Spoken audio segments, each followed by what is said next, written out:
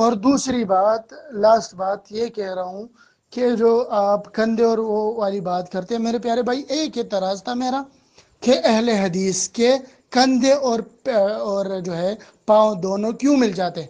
احناف کہتے ہیں کہ اگر کندھے ملاؤ گے تو پیر نہیں ملیں گے، اور جب پیر ملیں گے کندھے نہیں ملیں گے۔ میں یہ پوچھتا ہوں، جب میں صف میں کھڑا ہوتا ہوں، آپ مجھے ایک زیادہ پیر کھولتا ہے دوسرا کم، میں دوبارہ آپ کو دہراتا ہوں، میں کسی کے جو ہے غلطی پر مجبر نہیں ہوں، کیونکہ میں مقلد نہیں ہوں۔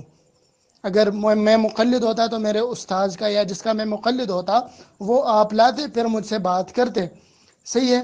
تو مجھے کسی کے آراء پہ یا کسی کی غلطیوں پر آپ مقید نہیں کر سکتے۔ میں اہل حدیثوں کی طرف دعوت نہیں دے رہا، میں اہل حدیث منہج کی طرف دعوت دے رہا ہوں۔ اب جو انسان اس منہج سے ہٹے گا وہ ہمارے نزدیک وہ حجت ہمارے نزدیک کوئی انسان ہے ہی نہیں نبی صلی اللہ علیہ وسلم کے سوا۔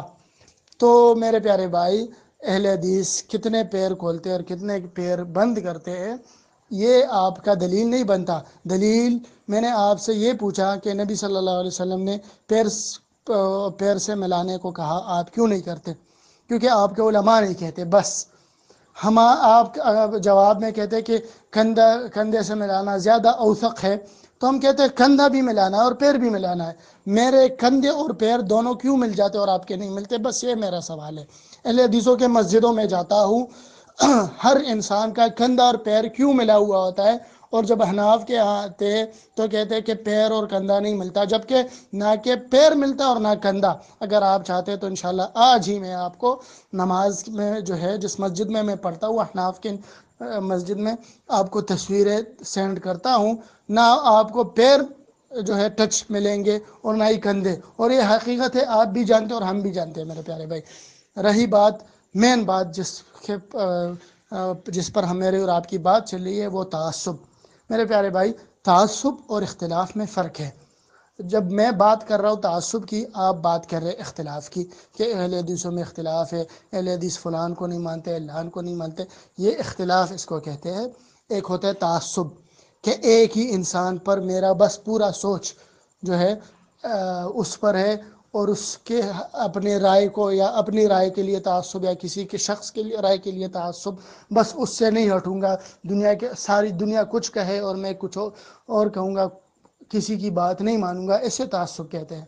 جب پوری دنیا ایک مسئلے میں، جب امام شافعی دلائل دے، امام مالک دلائل دے، امام احمد دلائل دے، نبی صلی اللہ علیہ وسلم کے فرمان آ جائے، اللہ سبحانہ و تعالیٰ کا فرمان آ جائے، احناف پھر بھی کیوں مقلد رہتے ہیں؟ ہمیں یہ بتائیے بس۔ ہم اسے تعصب کہتے ہیں۔ آپ اس چیز کو کیوں نہیں جوڑتے؟ ہمیں یہ بتا دیجئے کہ اللہ سبحانہ و تعالیٰ نے کہا ہے کہ امام ابو حنیفہ آپ کے لیے جو بات وہ کہے گا وہ آپ کو ماننی ہوگی، اس سے اختلاف نہیں ہوگا۔ شاہ دنیا کی کتنی بھی دلائل آپ کے سامنے آ جائے، اختلاف نہیں کرنا ہوگا آپ کو۔ ہمیں یہ بتا دیجئے، یا تو صاف کہے کہ امام ابو حنیفہ کے ساتھ جتنے بھی اختلافات ہوئے ہیں وہ سب غلط ہے، امام ابو حنیفہ صحیح ہے، صاف طور پر یہ کہہ دے۔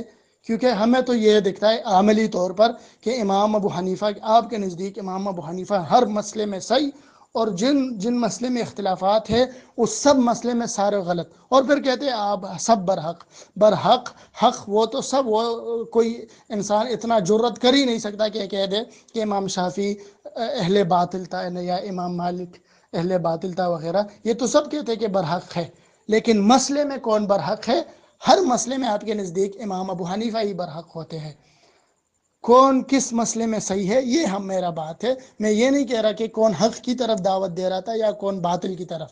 آپ اس چیزوں سے جو ہے دھوکہ دینے کی کوشش یا مغالطہ کرنے کی کوشش نہ کریں۔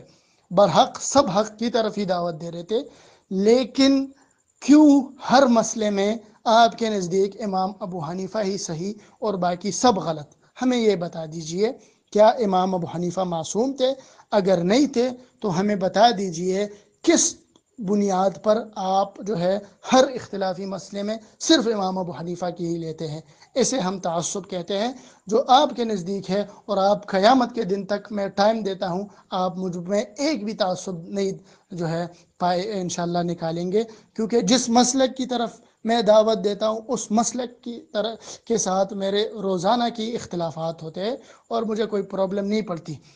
اپنے اساتذہ سے میں اختلافات کرتا ہوں، اپنے ماں باپ سے اختلاف کرتا ہوں، کوئی بھی انسان میرے لیے نبی صلی اللہ علیہ وسلم سے اوپر نہیں ہو سکتا، جیسے کہ ہمارے پاکستان اور انڈیا میں اکثر لوگوں کا عمل ہے۔ نبی ایک کہے، امام دوسرا کہے، امام کی مانی جائے گی، نبی صلی اللہ علیہ وسلم کی بات چھوڑ دو۔ یہ اس چیز کی طرف ہم دعوت دے رہے ہیں، اس چیز کو اپنائیے۔ اس کو کہتے ہیں نبی صلی اللہ علیہ وسلم کے لیے تعصب۔ آپ جو کر رہے ہیں یہ آپ اپنے رائے کے لیے تعصب رکھتے ہیں۔ محترم جناب بلال بھائی، السلام علیکم ورحمۃ اللہ وبرکاتہ۔ میرے بھائی، آپ نے آخری آڈیو میں جو شروع میں بات کہی کہ بھائی میں یہ ٹانگیں کیا نام ہے، کندھے سے کندھا ملانا اور پیر سے پیر ملانا، تو میرے بھائی آپ کے جو اہل حدیث حضرات ہیں نا، وہ صرف کندھے سے کندھا اور پیر سے پیر نہیں ملاتے، پیروں کو یعنی ٹانگوں کو اتنا چوڑا کر کے رکھتے ہیں کہ آپ کبھی بھی کندھے سے کندھا ملا ہی نہیں سکتے، ٹھیک ہے۔ اب یہ بتائیے آپ کہ کیا آپ بھی اس بات کو مانتے ہیں کہ اتنی زیادہ ٹانگیں چوڑی کر کے جو وہ رکھتے ہیں، تو آپ اس کو مانتے ہیں؟ پہلی بات تو یہ ہو گئی۔ اور کندھے سے کندھا ملانا جو ہے نا، ہمارے یہاں بھی الحمدللہ ہے، جب کندھے سے کندھا ملے گا تو پیروں سے پیر بھی مل جائیں گے۔ اب اگر کوئی نہیں ملا رہا تو اس میں حناف کا کوئی قصور نہیں ہے، قصور اس شخص کا ہے جو اس پر عمل نہیں کر رہا، ٹھیک ہے۔ ایک تو یہ بات ہو گئی۔ دوسری بات یہ کہی آپ نے کہ میں مقلد نہیں ہوں، آپ نے تینوں آڈیوز میں یہ کہا کہ میں مقلد نہیں ہوں کسی کا، کسی بھی جو ہے نا اپنے استاد کا یا کسی بھی اہل حدیث مکتب فکر کا۔ تو میرے بھائی یہ تو صرف آپ کی جو ہے نا، آپ کی جو ہے کہہ سکتے ہیں کہ آپ دعویٰ کر رہے ہیں یہ، جبکہ یہ دعویٰ آپ ثابت نہیں کر سکتے، ٹھیک ہے۔ میں آپ کو چیلنج کرتا ہوں، علل و اعلان چیلنج کرتا ہوں، آپ یہ ثابت کر دیں کہ میں مقلد نہیں ہوں، اور میں آپ کو چیلنج کرتا ہوں کہ میں آپ کو ثابت کر کے دکھاؤں گا کہ آپ مقلد ہیں، ٹھیک ہے۔ ایک تو یہ بات ہو گئی۔ دوسری بات یہ کہ آپ جو اہل حدیث کے منہج کی طرف دعوت دیتے ہیں نا، آپ بولتے ہیں میں اہل حدیث مکتب فکر کی طرف نہیں، میں منہج کی طرف دعوت دیتا ہوں۔ میرے بھائی بات ایک ہی ہے، کان یوں پکڑو یا گھما کے پکڑ لو، بات ایک ہی ہے، سمجھ گئے۔ ہم بھی یہ کہنا شروع کر دیں کہ ہم حنفی منہج کی طرف دعوت دیتے ہیں، حنفیت کی طرف دعوت نہیں دیتے ہیں، تو یہ پھر الو بنانے والی بات ہو گئی، عوام کو الو بنانے والی بات ہو گئی۔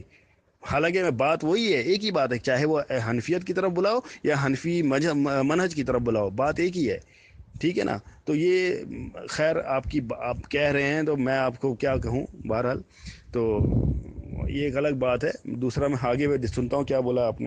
محترم جناب بلال بھائی، آگے اس آڈیو میں آپ نے کہا کہ جو ہے نبی پاک صلی اللہ علیہ وسلم کا یہ فرمان ہمارے لیے حجت ہے، تو میرے بھائی ہم بھی الحمدللہ نبی پاک صلی اللہ علیہ وسلم کے، اللہ کے بعد نبی پاک صلی اللہ علیہ وسلم کا ہی فرمان ہمارے نزدیک حجت ہے، لیکن ہم اس فرمان کو جو سمجھتے ہیں نا، وہ اپنی سمجھ کے ساتھ نہیں سمجھتے۔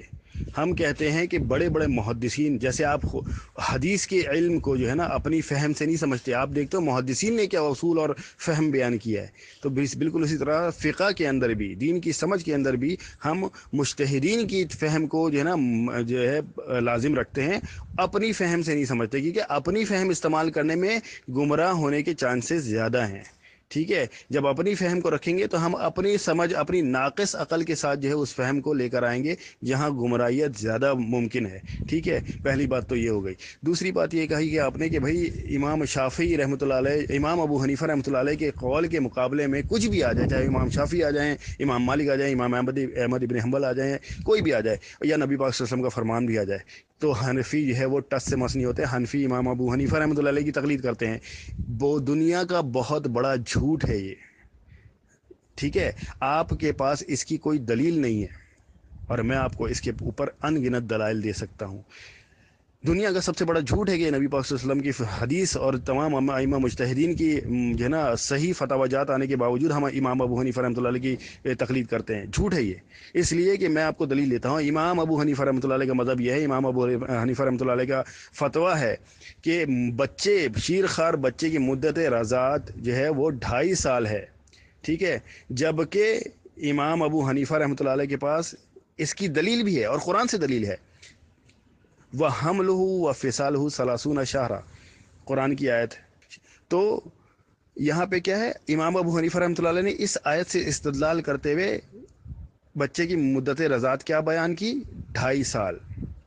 احناف اس مسئلے میں امام ابو حنیفہ رحمۃ اللہ علیہ کے قول کو حجت نہیں مانتے، چھوڑ دیا، اور کس قول پر فتویٰ دیتے ہیں؟ 2 سال پہ. ٹھیک ہے. یہاں پہ کیا کیا؟ امام ابو حنیفہ رحمۃ اللہ علیہ کو چھوڑ دیا. کیوں چھوڑ دیا؟ آپ بقول آپ تو کہتے ہیں کہ امام ابو حنیفہ رحمۃ اللہ کے ہمارے حنفیوں کے سامنے نبی کا فرمان آ جائے یا امام مجتہدین کا فرمان آ جائے، امام ابو حنیفہ رحمۃ اللہ علیہ کے قول کو نہیں چھوڑتا. تو یہاں کیسے چھوڑ دیا؟ کیسے چھوڑ دیا یہ؟ تو آپ کی بات جھوٹی ہوئی. دوسری دلیل، امام ابو حنیفہ رحمۃ اللہ علیہ نماز استسقاء کے قائل نہیں ہے. یعنی بارش کی نہ ہو رہی ہو تو اس وقت جو ہے نماز استسقاء ادا کی جاتی ہے، اس کے قائل نہیں ہے امام ابو حنیفہ رحمۃ اللہ علیہ. جبکہ پوری حنفیت جو ہے اس نماز کے قائل ہے. میں نے خود نماز استسقاء کئی بار پڑھی ہے. ٹھیک ہے. تو یہاں پہ امام ابو حنیفہ رحمۃ اللہ علیہ کے قول کو کیوں چھوڑ دیا؟ حالانکہ امام ابو حنیفہ رحمۃ اللہ علیہ کی بھی دلیل ہے، قرآن سے دلیل ہے. کیونکہ جب حضرت موسیٰ علیہ السلام کی قوم میں جب بارش نہیں ہو رہی تھی تو حضرت موسیٰ علیہ السلام نے دعا کی. امام ابو حنیفہ رحمۃ اللہ علیہ دعا کے قائل ہیں. ٹھیک ہے. جبکہ نبی پاک صلی اللہ علیہ وسلم کی حدیث آ گئی تو ہم نے امام ابو حنیفہ رحمۃ اللہ علیہ کے قول کو چھوڑ دیا اور نماز استسقاء کو سنت قرار دیا. ٹھیک ہے. تیسری دلیل، امام ابو حنیفہ رحمۃ اللہ علیہ کے مذہب ہے کہ عقیقہ سنت عمل نہیں ہے. امام ابو حنیفہ رحمۃ اللہ علیہ عقیقے کو سنت عمل نہیں مانتے تھے. جب صحیح حدیث مل گئی تو ہم آج احناف عقیقے کے عمل کو سنت عمل مانتے ہیں، اور میں نے خود اپنے بچوں کی عقیقے کروائے ہیں. ٹھیک ہے. تو یہاں پہ ہم امام ابو حنیفہ رحمۃ اللہ علیہ کی تقلید کیوں نہیں کر رہے؟ جو آپ تو کہتے ہو کہ ہم حنفیوں کے سامنے نبی کا فرمان آ جائے تو حنفی جو ہے وہ نبی کے فرمان کو چھوڑ دے گا اور امام ابو حنیفہ رحمۃ اللہ علیہ کے قول کو پکڑے گا. تو یہاں پہ کیوں چھوڑ دیا بھائی؟ آپ کی تو بات 100% غلط ثابت ہو رہی ہے. تو میرے بھائی یہ بات کہنا بہت آسان ہے، ثابت کرنا بہت مشکل ہے. صحیح ہے. دوسری بات یہ کہ جہاں حنفی امام ابو حنیفہ رحمۃ اللہ علیہ کے قول کو نہیں چھوڑتے، وہاں امام ابو حنیفہ رحمۃ اللہ علیہ کی دلیل زیادہ مضبوط ہو. جہاں نہیں چھوڑتے تو وہاں امام ابو حنیفہ رحمۃ اللہ علیہ کی دلیل زیادہ مضبوط اور زیادہ قرآن و حدیث کے موافق ہے. اس وجہ سے نہیں چھوڑتے میرے بھائی. تو میرے بھائی اس طرح کی غلط بیانی نہ کیجیے، میں آپ سے گزارش کرتا ہوں. ٹھیک ہے نا. اور تحقیق کیجیے پہلے. آپ کو حنفیوں کے بارے میں صحیح علم نہیں ہے کہ وہ کیا کس چیز کو مانتے ہیں، کس چیز کو نہیں مانتے، کیا کرتے کیا نہیں کرتے ہیں، اور آپ جو ہے نا ان پہ جو ہے بلا وجہ تہمتیں لگا رہے ہیں. پہلی بات تو یہ ہو گئی. دوسری بات یہ، اب میں آپ کو دلیل دیتا ہوں کہ اہل حدیث حضرات نہ نبی کے فرمان کو مانتے ہیں، نہ صحابہ کے فرمان کو مانتے ہیں، نہ ائمہ مجتہدین کے فرمان کو مانتے ہیں، اور نہ ہی قرآن مجید کی آیت کو مانتے ہیں. طلاق ثلاثہ کے اوپر قرآن مجید کی آیات واضح ہیں. ٹھیک ہے. الطلاق مرتان کی آیت، اس کے بعد آیت نمبر 229 اور 230 جو دونوں دیکھ لیں سورہ بقرہ کی، دونوں میں واضح طور پہ ہے کہ تیسری طلاق کے بعد عورت مرد پر حرام. پھر بھی کہتے ہیں کہ 3 طلاقیں ایک ہوتی ہیں. نبی پاک صلی اللہ علیہ وسلم کا فرمان ہے. نبی پاک صلی اللہ علیہ وسلم کے فرمان، صحیح بخاری کی حدیث ہے. نبی پاک صلی اللہ علیہ وسلم نے اپنی زوجہ، یعنی زوجہ ابھی نکاح کر کے آئی تھیں، ٹھیک ہے نا، اسی وقت انہوں نے نبی پاک صلی اللہ علیہ وسلم سے اللہ کی پناہ مانگی. نبی پاک صلی اللہ علیہ وسلم نے فرمایا کہ تم اپنے گھر واپس چلی جاؤ، اپنے ماں باپ کے گھر واپس چلی جاؤ. امام بخاری فرماتے ہیں کہ یہ جو لفظ نبی پاک صلی اللہ علیہ وسلم نے فرمایا، یہ طلاق کے اوپر کنایا ہے، یعنی اس سے طلاق واقع ہو گئی. تو یہاں ایک ہی مجلس کے اندر 3 طلاقیں ہو گئی یا نہیں ہو گئی؟ نبی پاک صلی اللہ علیہ وسلم کا اپنا عمل ہے، آپ نہیں مانتے. اپنا عمل پیش کر رہا ہوں. نبی پاک صلی اللہ علیہ وسلم کا قرآن کی آیت بھی ہے، نبی پاک صلی اللہ علیہ وسلم کا اپنا عمل بھی ہے. اس کے بعد صحابہ کرام کے ان گنت فتاوی جات ہیں. امام عبداللہ بن مسعود رضی اللہ عنہ کے پاس ایک شخص آیا، اس نے کہا کہ جو نا میں نے اپنی بیوی کو 1000 طلاقیں دی ہیں. انہوں نے فرمایا کہ تم نے اور کسی سے فتویٰ لیا؟ انہوں نے بولا ہاں. جو ہے پوچھا کیا فتویٰ دیا؟ انہوں نے بولا تمہاری بیوی تم پہ حرام ہو گئی. 3 طلاقیں جو ہیں وہ تمہاری بیوی کو پڑ گئی، باقی طلاقوں کے اوپر تم نے جو ہے نا گناہ کمایا. عبداللہ بن مسعود رضی اللہ عنہ بالکل صحیح فرمایا انہوں نے. حضرت ابن عباس رضی اللہ عنہ کے پاس یہ آیا مسئلہ، جو کہ میں آپ کو پچھلے آڈیو میں بیان کر چکا ہوں. انہوں نے فتویٰ دے دیا کہ بھائی حرام ہو گئی. عمر رضی اللہ عنہ کے پاس مسئلہ آیا، انہوں نے حرام کیا 3 طلاقوں کی دیں. یہ میں حدیثیں آپ کو پیش کرتا ہوں، انشاءاللہ بھی سینڈ بھی کرتا ہوں میں. ٹھیک ہے. موطا میں امام مالک میں یہ احادیث ہیں، ابو داؤد کی احادیث ہیں، ایک نہیں ان گنت احادیث ہیں.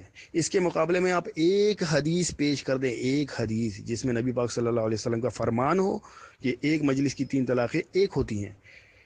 ایک صحابی کا قول پیش کر دیں کہ ایک مجلس کی 3 طلاقیں ایک ہوتی ہیں. میرے بھائی میں آپ کو قبول کر لوں گا کہ آپ صحیح بول رہے ہو. سمجھ میں آئی بات؟ ہم تو صرف ہم جو ہے نا ہم لوگ دعوے کرنے والے لوگ نہیں ہیں، ہم دلائل پیش کرنے والے لوگ ہیں، صرف دعووں سے دکان نہیں چلاتے ہیں، جبکہ جو ہے نا باقی لوگ جو ہے وہ صرف دعوے کرنا تو جانتے، دلیل پیش کرنا نہیں جانتے۔ تو میں تو آپ کو ابھی بھی اوپن چیلنج کرتا ہوں، آپ لا دیں کوئی ایک حدیث نبی پاک صلی اللہ علیہ وسلم سے جس میں نبی پاک صلی اللہ علیہ وسلم نے فرمایا ہو ایک مجلس کی 3 طلاقیں ایک ہوتی ہیں، یا کسی صحابی کا قول لا دیں، یا کسی تابعی کا قول لا دیں، کسی ایک تابعی کا، یا کسی جو ہے نا امام مجتہد کا قول لا دیں کہ ایک مجلس کی 3 طلاقیں ایک ہوتی ہیں۔ میرے بھائی باتیں کرنا بہت آسان ہے، دلیل پیش کرنا بہت مشکل ہے۔ جزاک اللہ۔ السلام علیکم ورحمۃ اللہ وبرکاتہ۔ محترم جناب بلال بھائی، السلام علیکم ورحمۃ اللہ وبرکاتہ۔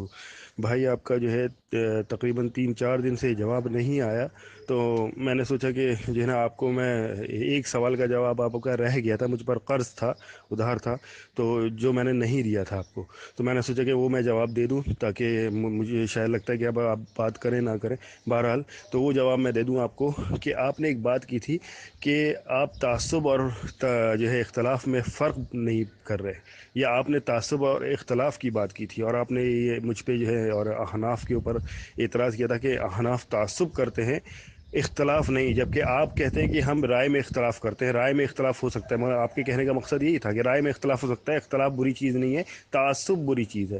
تو میرے بھائی آپ کی بات تو 100% درست ہے کہ تعصب بری چیز ہے، اختلاف بری چیز نہیں ہے۔ تو میرے بھائی لیکن یہ بات جو آپ نے احناف کے اوپر مسلط کی ہے، یہ غلط ہے۔ احناف تعصب کب کرتے ہیں؟ اختلاف تو بالکل کرتے ہیں، شافیوں سے بھی اختلاف کرتے ہیں، مالکیوں سے بھی کرتے ہیں، حنبلیوں سے بھی کرتے ہیں، آپ سے بھی یعنی اہل حدیث حضرات سے بھی کرتے ہیں، لیکن تعصب نہیں کرتے۔ اس کی دلیل سب سے بڑی یہ ہے کہ احناف کے ہاں کبھی بھی کسی شخص کے اوپر یہ الزام یا یہ اس کو اعتراض نہیں کیا جاتا کہ بھائی تم رفع الیدین کیوں کرتے ہو، رفع الیدین سے کیوں نماز پڑھتے ہو، یا تم آمین کیوں کہتے ہو نماز کے اندر زور سے، یا تم جو ہو فاتحہ خلف الامام، امام کے پیچھے فاتحہ کیوں پڑھتے ہو، کبھی کسی نے اعتراض نہیں کیا۔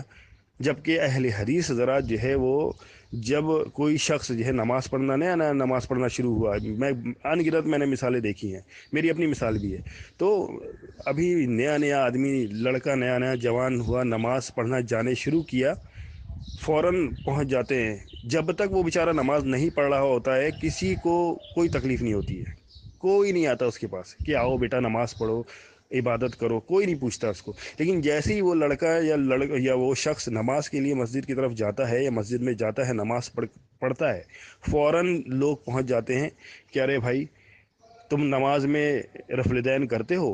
نہیں کرتے؟ ارے رفع الیدین نہ کرنے والے کی تو نماز ہی نہیں ہوتی، فوراً بخاری کی حدیث۔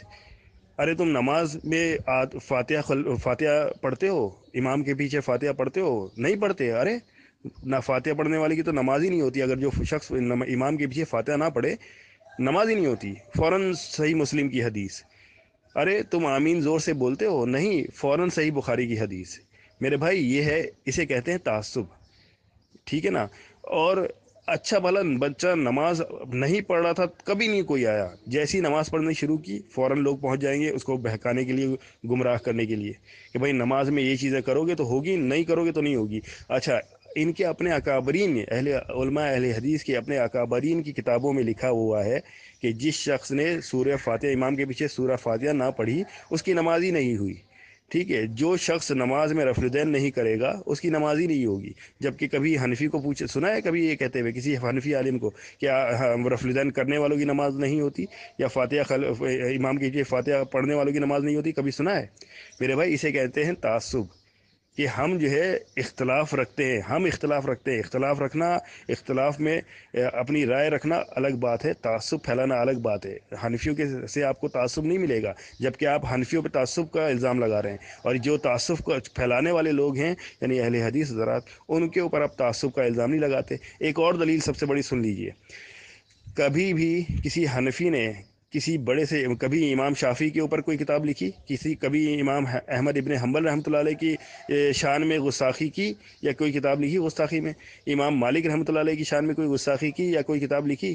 جبکہ اہل حدیث حضرات کے بہت بڑے ایک عالم زبیر علی زئی صاحب نے امام ابو حنیفہ رحمۃ اللہ علیہ کی شان میں گستاخیاں کی کتاب لکھ کر، امام محمد رحمۃ اللہ علیہ کی شان میں گستاخیاں کی کتاب لکھ کر، اور ان کو کیا کچھ نہیں کہا ہے۔ امام محمد رحمۃ اللہ علیہ کو تو یہ تو کہا ہے لاؤبالی لڑکا، اور جو ہے نا بندے عجیب الفاظ سے، القاب سے نوازا ہے۔ تو یہ تعصب، اب اتنے بڑے بڑے مجتہدین ائمہ محدثین جن کو امت نے اپنا امام مانا ہے، ان کو تک نہیں چھوڑا، تو اسے کہتے ہیں تعصب. سمجھیے. اور ایک اور دلیل لے لیں آپ. اہل حدیث حضرات کی کتاب میں جب اختلافی بات آتی ہیں، اختلافی باتیں، تو یہ مد مقابل کو مخاطب کس طرح کرتے ہیں. جیسے کہ مولانا سرفراز خان صفدر رحمۃ اللہ علیہ احناف کے بہت بڑے عالم ہیں، ان کے بارے میں زبیر علی زئی صاحب ان کو مخاطب کس طرح سے کرتے ہیں. یہ سرفراز خان صفدر گڑ مگی، پتہ نہیں کیا کس طرح کے الفاظ استعمال کر رہے ہوتے، کتابوں میں لکھا ہوا ہے. ایک ہوتا ہے نا کہ ایک جاہل آدمی، اگر کوئی کسی فرقے کا جاہل آدمی اس طرح سے بات کرے نا، تو پھر بھی اتنی بری بات نہیں لگتی. لیکن یہ تو علماء کا حال ہے. علماؤں نے، اہل حدیث علماؤں نے اس طرح کی باتیں اپنی کتابوں میں لکھی ہیں. جو ہے مولانا صفدر امین اکاڑوی رحمۃ اللہ علیہ کے لیے کس طرح سے جو ہے نا اوٹ پٹانگ الفاظ جو ہے نا استعمال کیے ہیں کتابوں کے اندر. تو یہ تو طریقہ ہے ان کے بات کرنے کا، ان کے علماؤں کا یہ طریقہ ہے. اور ان کے جوہلاء کا کیا طریقہ ہے. دیکھیں، مجھے خود ان کے جوہلاء نے جو ہے نا، جو ہے دوبر بندی، اور پتہ نہیں دیو بندی کو کہتے ہیں دوبر بندی. اب بتاؤ، یہ ہے آپ کی جو ہے اہل حدیثوں کا حال، جو اپنے آپ کو قرآن و حدیث پر جو ہے نا عمل پیرا کہتے ہیں. یہ ہے قرآن و حدیث کی تعلیمات، یہ ہے میرے بھائی، اسے کہتے ہیں تعصب. سمجھ میں بات. جبکہ حنفی جو ہے نا کبھی بھی کسی اہل حدیث کو یہ نہیں کہتا کہ جو ہے نا آپ جو ہے مشرک ہو، آپ کافر ہو، آپ جو ہے بدعتی ہو، کبھی نہیں کہتا. آپ کے پیچھے نماز نہیں ہوتی کبھی پہ کہتا ہے؟ کبھی سنا ہے کسی کتاب میں لکھا ہوا ہے؟ کسی ایک حنفی عالم دکھا دیں ایسا جس نے یہ کہا ہو. جبکہ اہل حدیث ذرا صبح شام دیوبندیوں کو مشرک، کافر اور پتہ نہیں کیا کیا کچھ کہتے ہیں. تقلید کے اوپر کتنے سخت الفاظ استعمال کرتے ہیں کہ مقلد کافر ہوتا ہے، مقلد مشرک ہوتا ہے، مقلد جو ہے وہ جاہل ہوتا ہے. یہ کون کہہ رہا ہوتا ہے؟ ہم کہہ رہے ہوتے ہیں میرے بھائی. اسے کہتے ہیں تعصب. لیکن یہ بات آپ جو ہے الٹا ہم نے یہ تو اعتراض مجھے کرنا چاہیے تھا. میرے بجائے آپ خود الٹا ہم پہ کر رہے ہیں. عجیب بات ہے یار. یہ تو وہی بات ہوگی کہ الٹا چور کوتوال کو ڈانٹے. تو میرے بھائی اسے کہتے ہیں تعصب، جس کو دین میں سختی سے منع کیا گیا ہے. ٹھیک ہے. اب آخر میں آپ یہ کہیں گے کہ نہیں، یہ میں تو نہیں کرتا، یہ جو اہل حدیث حضرات کرتے ہوں گے وہ ان کا اپنا عمل ہے، میرا عمل نہیں ہے. تو میرے بھائی یہاں پہ جب بات ہوتی ہے نا، تو انفرادیت کی بات نہیں ہوتی، اجتماعیت کی بات ہوتی ہے. آپ مکتبہ اہل حدیث کے یہ نا فالوورز میں سے بھی ہیں، اور فالوورز نہ بھی ہوں تو کم سے کم آپ ان کے حمایتی ہیں. آپ ان کی حمایت کر رہے ہیں مجھ سے بات کرتے ہوئے. لہٰذا اس الزام کو بھی آپ کے سر ہونا پڑے گا. یہ الزام آپ کو اپنے سر لینا پڑے گا، کیونکہ ابھی آپ ان کے دفاع میں بات کر رہے ہیں. جس طرح سے اگر احناف جو ہے نا کوئی غلط کام کرتا ہے تو اس کا جو ہے نا سیرا میرے اوپر جائے گا، کیونکہ میں ان کی وکالت کر رہا ہوں، میں ان کا وکیل بن کر بات کر رہا ہوں. بالکل اسی طرح سے ابھی آپ ان کے وکیل بن کر بات کر رہے ہیں. ٹھیک ہے نا. تو یہ دونوں، اگر مجھے بھی احناف کا کوئی الزام اپنے سر لینا پڑے گا، اسی طرح سے آپ بھی اس بات کے پابند ہے کہ آپ کی مکتبہ اہل حدیث میں اگر کوئی غلط بات کرتا ہے تو آپ اس کو جو ہے نا اپنے سر لیں گے.